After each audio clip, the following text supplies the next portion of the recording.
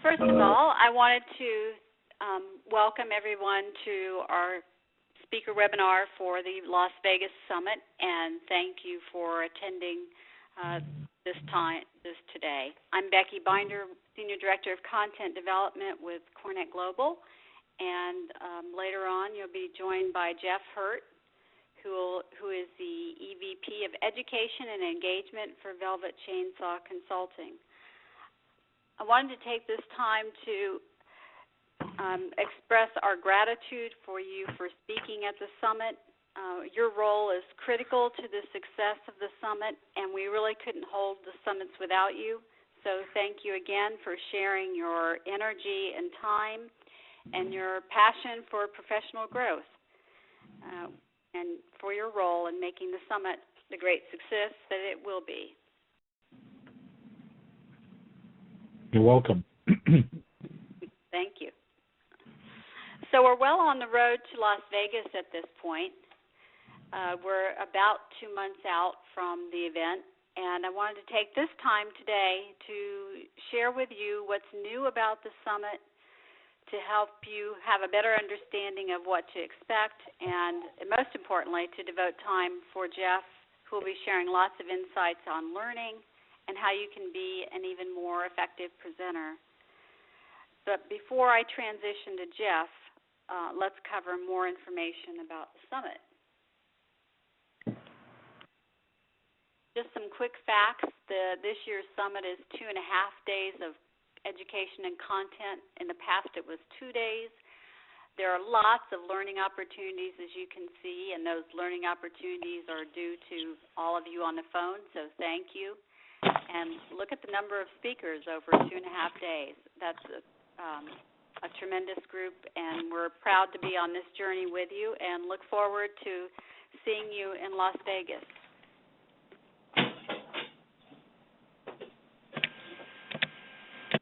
What's new at the summit this time?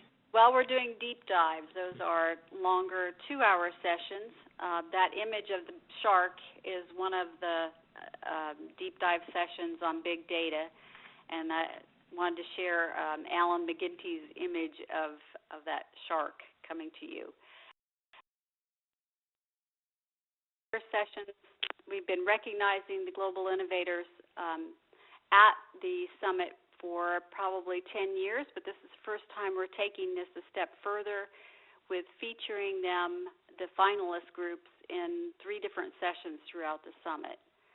And then another thing that's new is a session called Space Matters, which Jeff is leading, and that session has a totally different design and room, and that will be a very facilitated, great session. And we thank Jeff for bringing that Space Matters session to us. And then this year, the learning theaters will be focused on workplace, sustainability, technology, and portfolio optimization. So those are some of the things that are new at the summit this year. I wanted to talk to you about the app, because the app, as you see, you'll see the features of it coming up on your screen, and the app is a tremendous way of helping to connect people, helping you build your schedule, and it's available now for downloading. So I would ask you to go ahead and download the app. It's going to be updated constantly. Has been updated already several times. It'll continue to be updated through the summit. But it's just a great tool for staying connected, simplifying your experience at the summit, and if you put your attention on bullet number 2 there, evaluations. We'll be doing evaluations online this time and through the app. So that's just an important thing to note on this page, that as presenters, we'll want you to direct your audience to the app and to encourage them to evaluate the sessions, because that information is absolutely critical for us.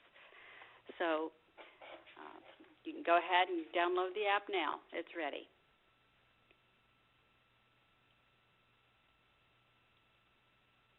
some final steps. If you're not registered for the summit, please do so. Regular registration ends September 13th, and we ask that you send your presentations for posting on the Knowledge Center online by October 8th to Angelina or myself.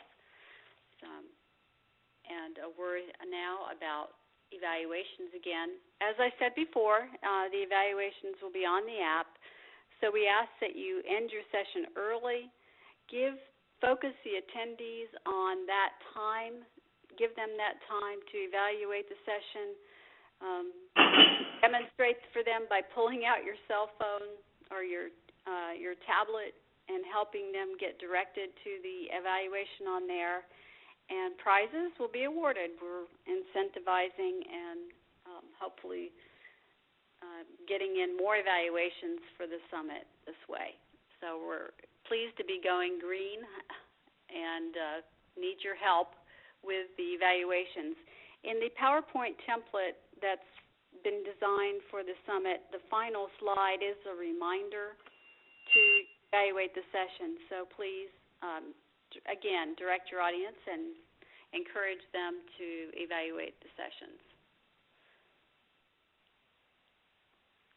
And I think the most important thing about today is the work that we're doing to transform the summit.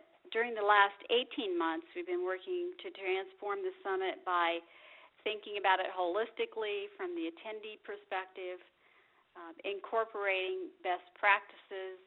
We've been experimenting and trying new things.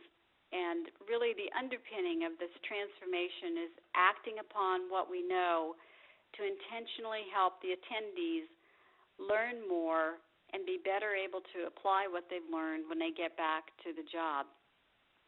And this transformation is really within all of us as we strive to increase the quality and effectiveness of the summit experience. And in just a few moments, you'll hear from Jeff about how to increase audience engagement, participation. Yeah, they got to be quiet. Hello? Hi. Hi, it's Rick Cleveland. Sorry I'm a little late. Okay. It's okay. So I was just saying, and in a couple moments, you'll hear from Jeff about how to be more effective in your presentations and increase participation, audience engagement, and learning. With that, I'm now pleased to introduce Jeff Hurd. Jeff is Good afternoon, everybody. Oops. Hi. Sorry, Becky. No problem. Jeff has worked in nonprofit and the hospitality arena for more than 20 years and in education and events. His background is in education, and he has experience in presenting to all kinds of audiences, from large to small, and also helping other speakers and coaching them and helping them be more effective. If you were at the Orlando Summit or San Diego Summit, you may have heard Jeff speak already. He talked about brain-friendly presentations and had sold-out rooms in there and great evaluations.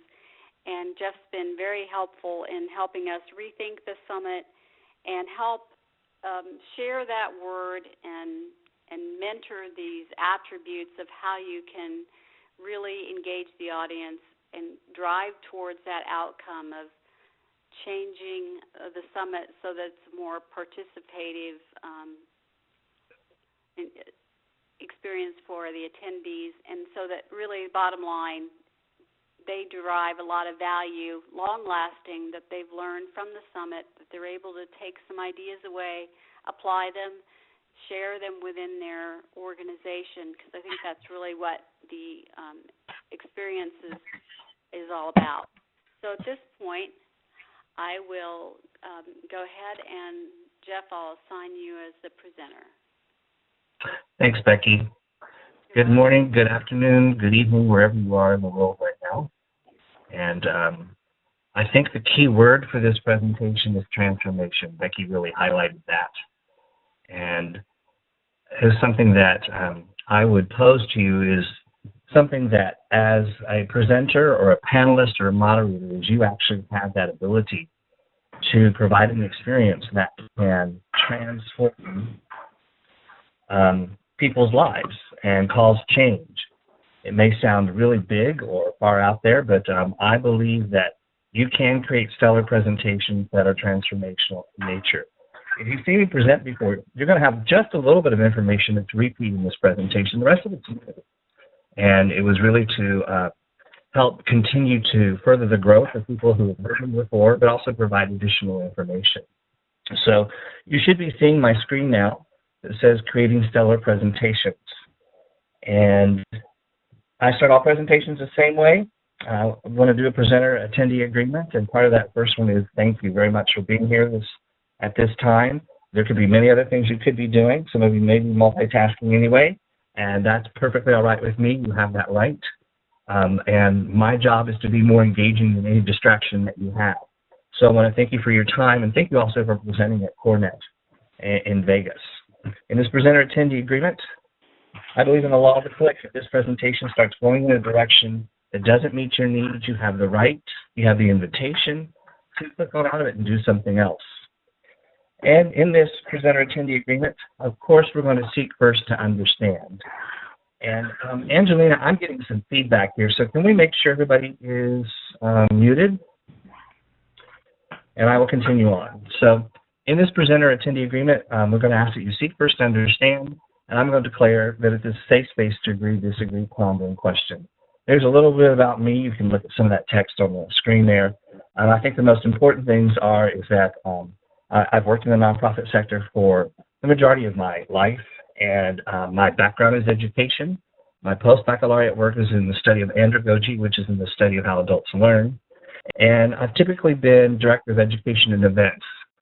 My largest event that I've planned before was 35,000 people in Las Vegas. It was a 10-day event. I had 100 breakout concurrents 4 times a day for 3 days. That was at Promotional Products Association International. The trade show alone was 1 million square feet of exhibit space, so it was kind of a mammoth undertaking. And I now work for Velvet Chainsaw Consulting. I'm Executive Vice President of Education and Engagement. And you saw a previous picture of me. There's another picture of me actually talking about brain-forming presentations. So what are we going to talk about? We're going to discuss steps to identify critical content to cover. We're going to compare and contrast pedagogy, andragogy, expert-centered, participant-centered education. And those are some big education words. You'll understand as we get into it why that's there. And we're going to identify strategies to replace or combine with lectures. Plus, we're going to talk about why would we even want to do that. So why is this presentation important to you? You know, what's the magic carrot? What's in it for you? Well, it's so that your presentations aren't like gum that stick to somebody's shoe and they just want to get it off the bottom of their shoe. It just annoys the heck out of them. And instead, your presentations have a stickiness. It really sticks with them so that when they get back to the office, they actually remember it and are ready to apply the principles or the information or the data or the facts or the stories that you've shared. So I'm going to start off by asking you, is there a difference between a report and a presentation? I want you to think about that for a minute. Is there a difference between a report and a presentation? Let's see, yes or no question. But if there is a difference, what is it? What is the difference between a report and a presentation? Some of you may be in offices right now. If you look around your office, I bet you can find some reports. They may be online. You may have filed them. I bet you have some paper reports sitting around. Probably don't have any paper presentations sitting around. So reports are exhaustive. They're pretty comprehensive. They're written. They're displayed in print most of the time. They emphasize accuracy. They document facts and figures. They're topical. They go from top to bottom or bottom to top, hierarchical. They communicate directly with the reader. And presentations are different. They're very different than that. Presentations are explanatory. They unfold. And there's this unraveling, kind of peeling away the layers. So they provide an oral delivery, and they're engaging. They're persuasive. That's really the goal of most presentations, is to persuade somebody to do something different. Most presentations. They're motivating, and they alternate between fact and story. And they communicate in a very credible manner. So when you think about this, reports should be distributed. They should not be presented. What you want to present from a report are the highlights. You don't want to present the whole report, otherwise you will bore your audience. And presentations are, of course, presented. And when you think about it in this manner, reports that are just read page by page are often really boring, dull, and a waste of our time. What happens is that documents often masquerade as presentations. And too often when we go with our presentation software, whether it be PowerPoint or Keynote or some other software that we're using to develop a presentation, we create a report instead of a presentation, and it masquerades as a presentation. And we really have to think about this differently. And documents do not need to be projected for a read-along. And you know, the most text you should have on a slide is 20 words, and I would even argue that that's too many in today's society, unless you're doing a build where you do point 1 and then the next slide has point 1 and 2, point 1, 2, 3, 4. But you don't want to just project information and then read it. So if reports convey information, well, stories produce an experience. I want you to think about a line, a continuum line. On one end is reports, and on the other end is stories. And smack dab in the middle are presentations. And so we want to blend information, data, facts, figures, and stories, your experiences, your successes, your not so much successes. Let us learn from the mistakes you've made and to create the perfect presentation. And when you do that, you blend them and layer them together like the perfect cake. So anytime that you have information you think is critical and you're putting it in a presentation, you really want to use the lens of how critical is this information. Is this information that I'm putting on the slide so critical that if they don't have it, they will fail? And you want to think about that. And so let's move on to the next point. And this is part of what you've probably seen before in my presentations. Who is the presentation for? Well, Cornet has chosen you to serve on a panel, to be a moderator, to be a speaker, to be a co-presenter. And that's an honor and a privilege. It's not necessarily an entitlement, but it's an honor and a privilege. But we often forget as speakers that it's not about us. It's really about them. And the shift that's going on is moving from being focused on presenters to being focused on the audience, the learner. So it's really about the audience, that learner that's out there sitting, listening to your presentation. And the challenge is that we need to move them from being passive listeners to active participants. We want to move them from being just an attendee to a participant. And your job is to be a tuning fork. Your job as a presenter, as a speaker, as a panelist, as a moderator, is to adjust your presentation, your message, to the frequency of the audience. It is not to force your audience to adjust to you. That will fail. But your job is to be so attuned with your information already that you know your information inside out, but that your awareness is very high of how your audience is reacting to what you're saying. And your job is to fine-tune that message so that the audience gets it. So here's something that's really critical to think about. The presentation is not for you. It is for them. It is for the audience. And since it's for the audience, we need to put them at the center of the presentation. Because when we do, and when we fine-tune our presentation for them, they walk out of the room and say, that was worth my money, my time, my effort, being out of the office for 3 days. That session resonated with me. I have takeaways I can put to practice immediately. That was worth it.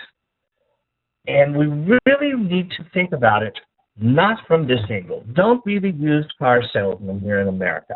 And it's all about us. Why we're great, why we're the best. Customers love us. Let's talk more about us, us, us. If you're doing a case study or you're sharing about a project that was successful at your company or a partnership that you've worked on, you really want to focus on giving tips to the audience so that they can learn from what worked with you. And the more you focus on yourself, us, the less the audience likes it. You're not the hero here. You're not the one that this is about, because this is the selfish approach. About us, company history, blah, blah, blah, blah, blah, blah, blah. You notice I went through my stuff about myself pretty fast here, particularly because we're on a webinar. But the audience is the hero in your presentation. And your job is to put them at the center of what you're doing. As you place them as the center of the action and you make it all about them, this is where you become the rock star presenter. Remember, your success is dependent upon the audience, not the other way around. However they respond to your presentation is their reality. If they respond negatively, well, you failed. You need that audience. And what's very interesting is when you focus on them as the hero, your job becomes that of the mentor. You're Yoda in this situation. You're the coach.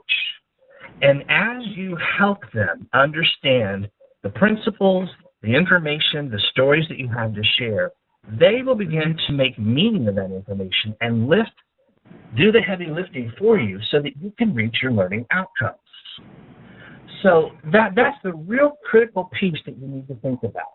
So how do you build this presentation? What do you need to do? And this piece right here is a little bit new to some of you maybe. There are 3 areas of effective presentations. One is content, that's your information. One is visuals, and one is delivery. We know now today that visuals, images, are critical to your presentation.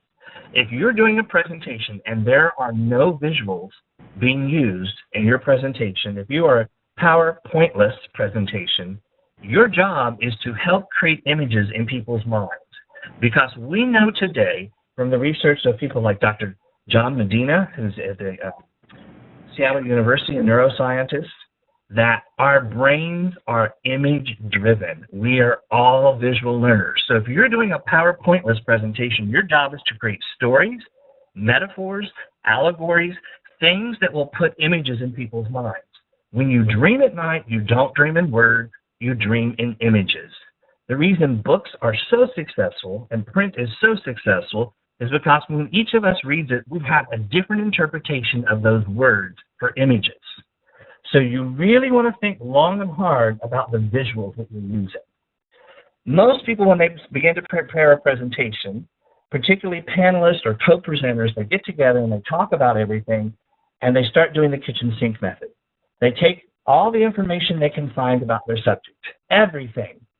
And maybe you're going to be talking about a project that you've been successful implementing. And how much of that information do you really need to give them about what the criteria was before the project started? What do they really need to know about all the details and the intricacies of the complexity of the project that you started? Just give them the high-level information. Some people go out on the internet and do all this research, and they pile up all this information together, and then they go, oh my gosh, I've got way too much to cover. What am I going to do? I need more time. That's the wrong way to prepare a presentation. The way to start is you have to start at the end. You have to identify the content. That's true, but you have to identify the right content. The lens you want to use, as I've already said, is this information critical to them to be successful in the job? Is this information that we're going to put on this slide so important that if they don't have it, they will fail? That's the lens you want to use. Otherwise, it's just extraneous fluff. You can talk about it, but you may not need to put it on a slide. You may not need to spend a lot of time on it. You want to start at the end of your presentation, and you ask yourself, what are the 3 things we want our attendees to remember when they leave the room? What are those 3 critical things? The research shows from people like Dr. Ruth Colvin Clark, who is in Phoenix, Dr. John Medina, Dr. Daniel Williamson, who is out of Virginia Tech, that the brain in a 30-minute, 60-minute, 90-minute really hooks on to 3 big things. And so you want to start by asking yourself, what are the 3 things that we want the audience to remember? And if you're in a panel of 4, the moderator needs to ask, what are the 3 big ideas we want them to walk away with here? Once you have those 3 ideas, then you build the rest of the content around those 3 ideas. You can put details in there. You can put supporting ideas, and you put in your facts and your data. And what people really care about when it comes to facts and data as research is the implications of that research. They really don't care about all the details of that research. Give that information and auxiliary information to them. Provide that kind of information in a handout or on the last slide or something like that. Don't waste your time going over all the parameters of the research up front. They just want to know, what does this mean to me? So the supporting ideas, and you want to add those stories. Remember that piece of cake? You want to layer it with facts, stories, facts, stories, facts, story. And those 3 ideas. Perhaps those 3 ideas are 3 steps to a more successful workspace environment. Or perhaps it is describe how to create a happiness culture at our office. You want to think about things like that as your big ideas. And they can be how to create a happiness culture, and then you can talk about it. So you want to plan time for discussion. Here's what's really interesting. We're going to get into this in more detail here. The research shows that our attention spans are about 10 minutes each. That information comes from Dr. John Medina. It comes from Paul Clark. It also comes from a researcher in Germany, Dr. Ebbinghaus, and some others. And I'm going to give you a list of research just so you have this to back up your own information. But the research shows that chunk your content into 10-minute segments. So you're going to do 5 minutes at the end that you want to put aside for the survey. And that's really critical. And CoreNet really needs those evaluations completed so that they can make improvements to the conference and the presentations. And you need it as well to know what worked and what didn't work. And you're probably going to spend 2 to 3, maybe 5 minutes of the setup at the beginning. So there's 10 minutes. If you're doing a 60-minute presentation, you're down to 50 minutes.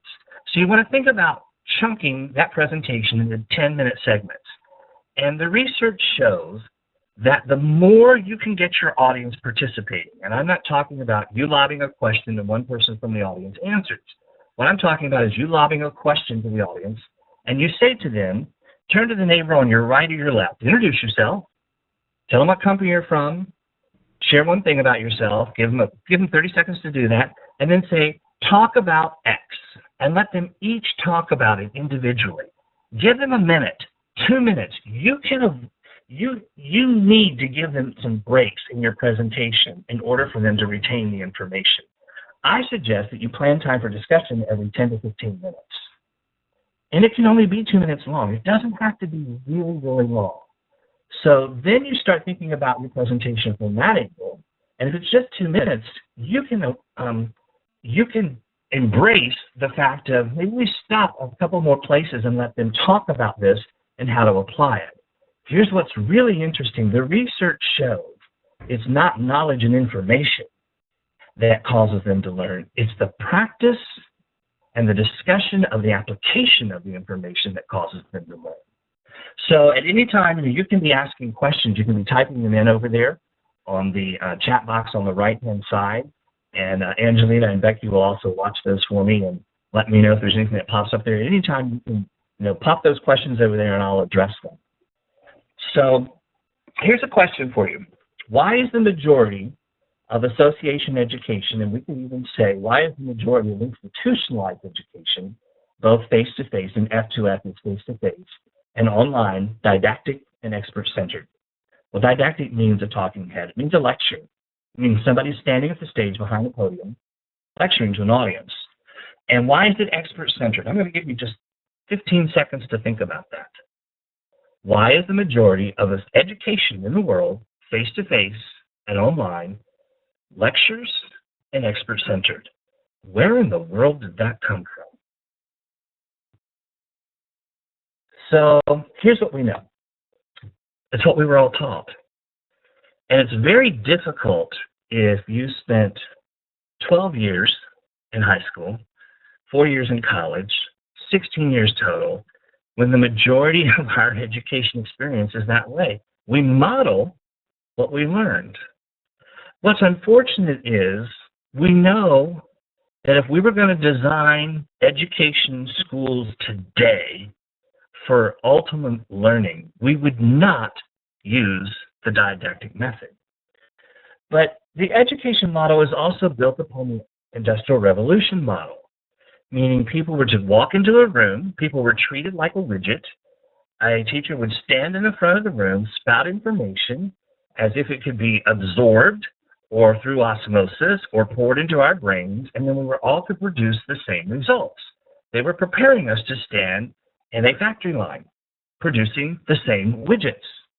But even further, back in the 16th and 17th century, Puritan beliefs were that knowledge and wisdom was evil.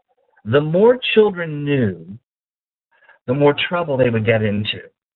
And so adults were to control that knowledge and wisdom, and they were to direct and limit the learning of a child. Well, we all know how that works. And if the thought was, if children don't know, then we could keep them innocent. We can keep them pure and innocent. That is the root of pedagogy. Pedagogy is the art and science of how to teach children. That is what our entire institutionalized education system is built on. It is focused on the teacher, on the art and science of teaching. And it was all about arranging information chronologically or in some logical manner so that it could be shared with children. And there was an assumption in that process that the children then learned. And it focused on the person in the front of the room. That's why we all sat sitting facing the front. It was on that expert because the expert had the information. Well, we know from research today that telling does not lead to learning. You all know this anecdotally if you have kids, friends, coworkers, spouses, that telling does not lead to learning. Oftentimes, they have to experience it themselves. I can remember when I was younger, my sister, who's 4 years younger than me, as a child, was told over and over again, the stove is hot. Don't put your hand on it. And you may have had these experiences, but what did my sister need to do? She needed to put her hand on the stove to experience for herself that it was actually hot. And so telling does not lead to learning. And the old model, presenters talk, audiences listen. Experts decide what content the audience needs to know. And the experts are put first. It's all about the speaker. It's all about the presenter. It's all about the panelist. It's all about the moderator. And the audiences were put in a secondary role. Well, if you have kids that are in college, you spend a tremendous amount of money and time and resources to get them there. And in your mind, it's all about your kids. It's all about their learning, not the professor. So andragogy is the art and science of helping adults learn. It is the exact flip of pedagogy. And andragogy focuses on the learner first. And we're going to call the people who show up in your presentation learners. And it's about their needs and how to help them learn the information that you're sharing. I firmly believe that all of you have volunteered because you have this altruistic motive that you really want to help those people learn from your experiences, learn from the application of knowledge that you've gone through. That's a great thing. So we need to focus on that, and we need to start thinking about how do we help them. So andragogy is learner-centered education. It's all about that audience. So we now have 20 years of research in neuroscience, biology, cognitive psychology on how the human brain learns. There is a professor in England by the name of Dr. Donald Bligh, B-L-I-G-H. You're going to see his research information coming up in a minute. He has 2 books out that are really, really good, and one of them is called What's the Use of Lectures? And he first released the book in 1970. He re-released it in 2000. And in the back of that book, there are 24 pages of a bibliography of empirical research on what lectures are good for and what they're not good for. And the evidence all points to one singular conclusion. In the education field of research, in cognitive psychology and neuroscience when it comes to learning, there is general consensus, and all of the research points to that the one who does the work does the learning. Now think about this.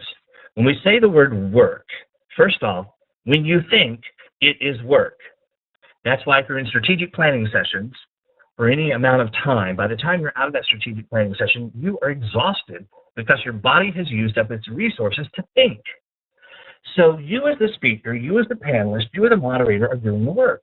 You're talking about your topic, you're laying out an outline, you're thinking about your visuals, you're thinking about what you're going to share with folks, you're culling it down, you're putting it together in some type of order to make sense to the audience. You are working on your presentation. And the more you work on your presentation, the better you learn it. Well, if the audience sits passively, they're not doing any work. They're not learning anything. So your challenge is to shift. And I'm going to give you an analogy here that I think will help. If there's one thing I hope that you walk away with from this presentation as a presenter, is that it's this metaphor. Learning is not a conduit. You know, when we talk about learning being a conduit, it's when the experts walk into the room, they share it with the audience, and the audience has it. Think about that. Think about how many workshops you've been to, presentations you've been to, how many classes you've taken, how many conferences you've been to. If this were true, all those sessions that you've sat in where the expert up front has lectured, you have that information now. You have it. But we don't really have it. Implicit in this process is that learning is passive. And also implicit in this process is that if knowledge can be handed us, then all we need to do is receive it. All we have to do is open up our arms and receive the information. But we know that doesn't work. But yet that is what our entire education system is built on. I'm going to tell you that right now, the next big disruptor, particularly, well, it's global-wide, the next big disruptor that's going on is the education system. The entire education model is being disrupted from the bottom up, the top down, from all kinds of people from all walks of life. And school 5 years from now is going to look very different than it does today. There are reports out that by 2020, 50 to 70% of schooling will be done online. There are some reports out that say by 2030, the institutionalized school will be gone. I don't know if I buy into that completely yet. That's just some reports that are out. But this whole process of, and if you sit under a speaker and you hear what they have to say, and you walk out of the room and you have it, then you have it. Now here's another thing. You may say, well, I'm taking notes. Well, they've done research on note-taking. And yes, it increases your memory. Yes, it increases your retention. Yes, it increases your knowledge. What's interesting is we're under the assumption that the notes you write down are what the presenter actually said, and that there is a error rate that happens in some of that. So this whole model of a lecture has a lot of holes in it. So instead of a conduit, I'm going to suggest that you think about learning as a construction site. And we all know what construction sites look like. There's a lot of upheaval. They're messy. It's not streamlined. There's a lot of work going on, a lot of activity.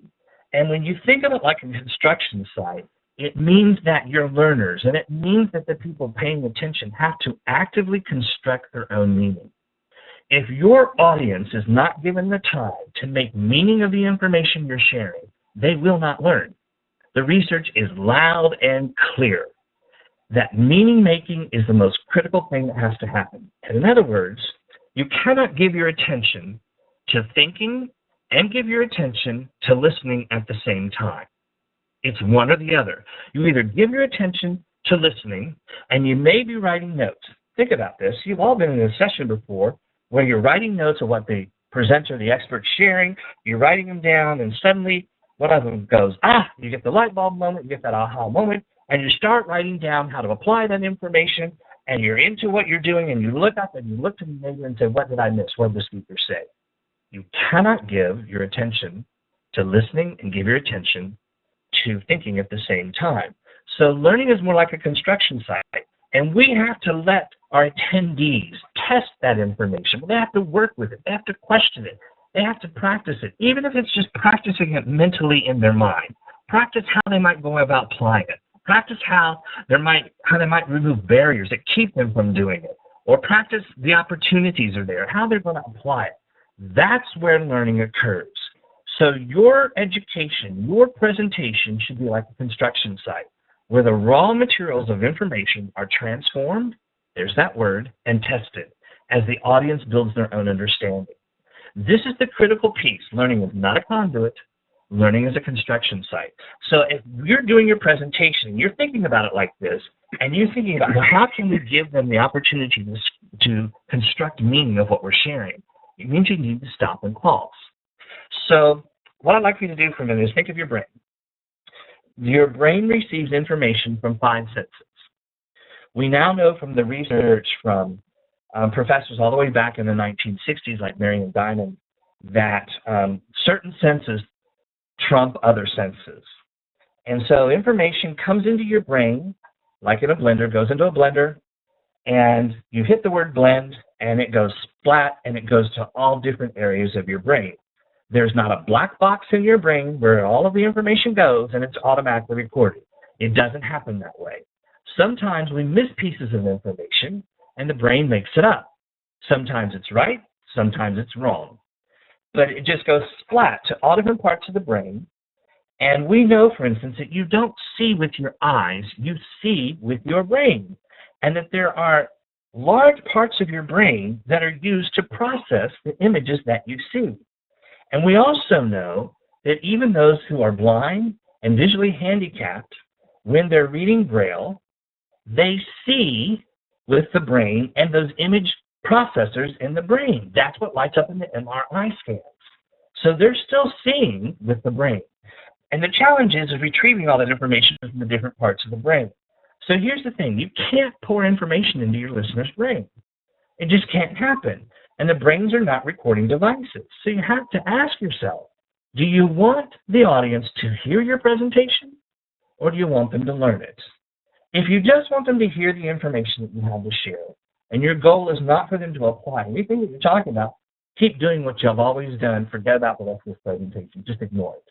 If your goal is really attitude, behavior, or skill change, if it's really change in any way, if it's really that they walk out of that room and transform what they may do back on the work to learn it, then you need to think about the following things. So many presentations are this. It is the talking head, the didactic, and this. The audience is the passive listener. And I even know people who pay to go to conferences just so they can catch up on their sleep during presentations. Now, that's pretty sad. So we also know that telling is not education. Let me give you some facts. Let me give you some data. Here's some lecture fast facts. In a 1991 Berkeley study about lectures, 20% of the students retained the information 60 minutes into the presentation. I don't know about you, but that's pretty bad ROI. That wouldn't float in my business. We would not be using that method to successfully get ROI if we were all about lectures. 8 minutes into a lecture, only 15% of the audience was paying attention, the Berkeley study. Lecture fast facts. The lecture is the poorest method to promote thinking and retention. And retention means knowledge retention and memory retention. In 90% of the experience, I'm really telling you, Bly had all those resources. 90% of the research that he has documented in his book, lecture is the poorest method to use. And, whoops, sorry about that. 90% of experiments, lectures fail at developing attitudes, behaviors, and skills. It's very interesting. Bly comes out and documents that the lecture is the worst thing to do if you're trying to change somebody's mind. I found that quite interesting. Here's the interesting thing about Ebbinghaus. People usually forget 90% of what they learn within 30 days. The majority of the loss occurs within hours of that class. Wow. So what is the lecture best for? Well, the research shows the lecture is great for all you presenters because it makes you organize your information into a logical order that makes sense to you. But it's terrible for your audience, particularly if it's for learning. What lecture good for? Dr. Donald Bly has shown that lecture is great for teaching information, not for learning and not for retention. It's great if you want to teach information, but it's not great if you want your audience to learn it. So here's another interesting study from 1957 by Professor Corman, that knowledge is not enough. Just having information and knowledge, if learning is the goal, is not enough. It is only when they practice using that knowledge and information is it enough. So the emphasis should be more on the practice. So when we talk about practice, I'm not talking about that they have to actually apply it on the job, there on the spot. They can talk about how to apply it because the brain doesn't know real from fake. And they can, in their mind, visualize applying that information and talk out loud about the steps they might go through. That's where the real learning occurs. And the research, and there's a whole bunch of researchers listed at the bottom of this page, and there's a ton more, show that discussions are better than lectures. So what's interesting is peer discussions for increased memory and knowledge retention are better for thinking and better for learning. So your challenge is to find places within your presentation where you can stop and allow the audience to discuss in pairs, in triads, if they're setting it round, at the tables around. If they're setting in theater, they turn to the neighbor. You tell them, turn to the neighbor on your right, the neighbor on your left, the neighbor in front of you, the neighbor behind you. And you also always tell them, if you don't want to participate in these discussions, you have the right to pass. You don't have to do this. You give them an option. And so I've given you a lot of information. I've dumped a lot on you so far. So let's talk about where in the world do you start? What do you do with this? What are the steps that you should take to actually apply this? Well, you start by identifying the 3 points that your audience should remember. You start with the end in mind. You go back to that beginning, and if you've already done your presentation, you use these steps as a lens to look at your presentation. Is it really clear what they're going to walk away with and learn? You create learning outcomes from those 3 points. 5 ways to create a work culture that places the customer at the same level as the employee. Discuss strategies used for sustainability. Things like that. And they should come from your 3 points. Then in your presentation, you should always list the why or the with them. Why this presentation is important to your audience. Because your audience is sitting there thinking, what's in this for me? What am I going to get out of this? And then every slide that you put up, you say, is this content necessary for the audience to know or they will fail at their job? Is this content necessary? And if it's not necessary, remove it. Don't even put it up there. Get rid of it. And don't even talk about it. Chunk your content into 10-minute segments. Think about chunking that content into 10-minute segments. Layer that content with stories and facts, layer them in between, and identify 3 to 6 places for audience participation. 3 to 6 places. And then take questions throughout your presentation. Now, if you're a panelist and you're a moderator, let's say you've got 4 panelists, here's the best way to run that panel. The moderator lobs a question to panelist number 1 and says, you've got 2 minutes to answer this question. Then panelist number 2 answers the question, then panelist number 3 answers the question, then panelist number 4 answers the question. Then the moderator turns to the audience and says, which of these panelists do you agree with the most and why? Talk to your neighbor on your left or your right, because that's where they're practicing talking about your information. And the research from Bly, as well as a professor by the name of Cottrell, shows that if the audience, if the learner talks about the information within a time span of at least 30 minutes of hearing it, the retention rate goes up. So then you go back, and after you've had the audience discuss it, you may want to debrief. You may want to take 2 or 3 things from the audience members and ask them to raise their hand, they have something to share, and let them share it. Have somebody ready to run with a mic, or the moderator runs with a mic over to that person and keeps a hold of it so that you don't let somebody take control of your session who likes to talk. Don't put a mic on a stand and have them come up to the stand, because you can lose control very fast if somebody's standing at a mic in the middle of your session. Make sure you're holding on to that mic to keep it, because you can pull it away from somebody who's talking too much, and we've all seen that happen. And then you do question 2 and you repeat the process. Then you do question 3 and you repeat the process.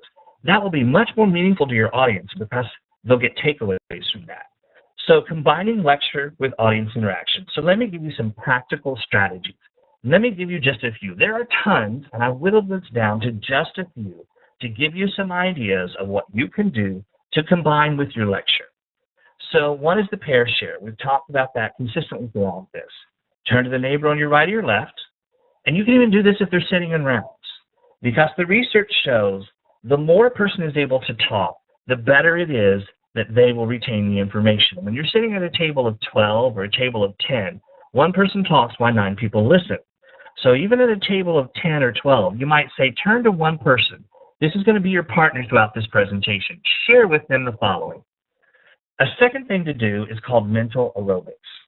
Cottrell, and I forgot the other professor's name, actually did some studies in the 1990s about this. And they found that if you can help the audience with this mental aerobics piece, their retention and their memory and their application increases dramatically. It skyrockets. And what mental aerobics is you tell people to get out a piece of paper and rip it in half, or divide it in half. Or if they're using a mobile device, you tell them to put a box on their mobile device. And then they are to, within the first 10 minutes or 20 minutes, write down reflections of what you're talking about, ideas of what you're talking about, reactions to what you're talking about, just off the top of their head. Not verbally, word for word, what you're saying, but the reactions to what you're saying. And you might even pause a couple places in your presentations and give them 30 seconds. So maybe 30 seconds to write some things down. And you let the room get silent. Go ahead, write this down. Write your reactions to what I'm saying. Then have them turn to their neighbor and share those reactions. Another one that's kind of easy to do is structured note-taking. Perhaps you provide a handout, and this can be done electronically as well as through paper. And in it has 10 points from your presentation. And you've spaced them out on the page so that the first sentence that has the point on it is missing 2 words. And those 2 words are the critical pieces of that point. And so it provides a context, a hook for the brain, because the brain is listening for that sentence that they can fill in the blanks, and that increases retention. And then you provide an area on that note. Draw a square that says, my thoughts, my takeaways, my one takeaway from the first 20 minutes of this presentation is, and ask them to fill that in. The more you can get them to do the work, the more their learning increases. The next one is buzz groups, and it's exactly what it sounds like. Let them talk with each other. The research is strong, loud, and clear that if they can be involved in discussions, one-on-one, in pairs or in triads or even in small groups, the retention increases. And the last one is simple, silent reflection. You would be amazed at the research that Donald Bly has in his book, that if we would just stop every 5 minutes or 10 minutes in our presentation and allow the audience to have 2 minutes of silence to think about what we've talked about, how the knowledge retention increases. But we keep pushing information to them. So, questions, thoughts, reflections. It's a little bit different when we do a webinar like this. What are your questions? You can unmute your phones by pressing *6, or you can write them over there in that chat area. What questions do you have? What thoughts do you have? What reflections do you have? This is your turn to let me have it, or talk about whatever you need to. I wish I had my Jeopardy theme song. I could press a button and let it play. So what are your thoughts or questions? This presentation will be available. It has been recorded. I'm going to give Becky and Angelina a list of questions that are generic enough that you can use for audience discussions. I'm going to give them a list of some research so you can actually go back if you want to and look it up yourself.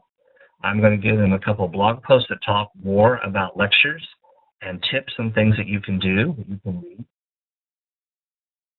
Wow, no questions from anybody so far. So here's what we've talked about. We've discussed steps to identify critical content to cover. We've compared and contrasted pedagogy and andragogy, expert-centered, participant-centered, and we have identified strategies to replace or combine with lectures. What about real-time digital polling tools, etc.? There is tons of research that's very positive that shows if they're using Twitter, and are taking notes in Twitter, or they're reprocessing what you're saying and putting it into 140 characters, the retention rate increases. Using digital polling of some form is a great tool to use. You'll have to use something like Poll Everywhere. You'll have to go out there and rent that yourself, or some other system. And you also have to think about, what about interference with internet, et cetera, et cetera. There's plenty of those type of mobile apps out there, or mobile tools that you could use, and it does increase retention. That's a great thing. And realize that you don't have to have the technology to increase knowledge retention. You have some options here. What other questions do you have? So I typically get asked the following question: where do I get online images? And I use the following tool. It's called comfight.com. Comfight searches Flickr. And when you go to Comfight, you want to click on the left-hand side, the words Creative Commons. The words Creative Commons means that it is, the copyright is one that the public can use as they wish. And those are images that people have uploaded, and they're saying, yeah, you guys can use them however you want. That's where I get my images. So that's just a takeaway for you. Are adults different from teens as an audience? There are some differences as teens, particularly, in those interesting years. And some of it has to do with they need more sleep than adults do. They need a little bit more focus and attention. They need more interactivity than adults. Their attention spans are less. There's a lot going on in their bodies. And so managing their emotions is critical. If their basic needs of sleep, food, and feeling in a safe space aren't met first, they can't do anything else. But these same applications that we've been talking about here are critical. The lectures don't work for any age. The research is strong. It doesn't work for an 8th grader, somebody in, a freshman in college, or a grad student, or somebody working at a company. They just don't work. And so there are some principles here that are across the board, such as images, that we are all driven. So who else? Any other questions from anybody else? By the way, here is how I actually use the Creative Commons, and I actually just put the names in where I got the photos on the last slide. Angelina, I'm gonna let that question go to Becky. Becky, can you see it? There's a question that's come up, and I'm gonna let Becky talk about that. I have chat open, but I don't see the question. So the question is, here's the thing. Poll Everywhere is not an app. Poll Everywhere is something that the presenter will purchase the rights to use, and then they just give out text numbers. And at least that's one of the options in Poll Everywhere. And it's not actually an app that anybody has to download. It's a web-based tool.